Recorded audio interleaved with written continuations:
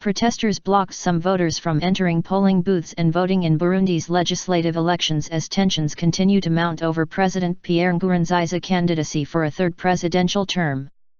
Jeremie Kayuku, who lives in the capital Bujumbura, told Anadolu Agency that he had no intention to vote because he fears for his safety. Neighbors prevented me from leaving my house to go out and vote in another district. They threatened to kill me if I tried, Ezechiel Niyonkuru, a plumber in the capital's Cibitoke neighborhood, told Anadolu Agency.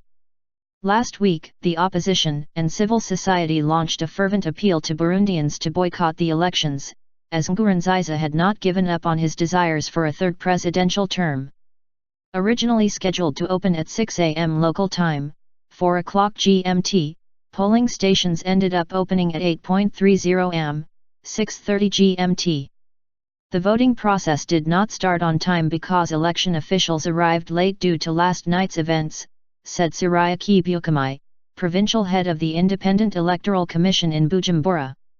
He was referring to the violence that hit some parts of the country Sunday night.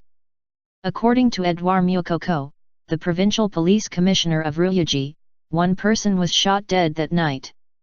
According to Ntahorwami Prosper, spokesperson of the Independent National Electoral Commission, 3,849,728 Burundi are expected to elect 100 parliamentarians, as well as 15 municipal councillors per municipality. Burundi has been rocked by protests since the ruling National Council for the Defense of Democracy Forces for the Defense of Democracy named President Pierre Nkurunziza in power since 2005 its candidate for the June presidential polls. The situation took a turn for the worse earlier last May when a group of army generals staged a failed coup attempt against Nkurunziza while he was attending a regional summit in Tanzania. The opposition says Nkurunziza does not have the right to seek a third term, citing Burundi's constitution, which limits the number of terms a president can serve to 2. However, Burundi's constitutional court recently ruled that Nkurunziza's third-term bid would not violate the constitution.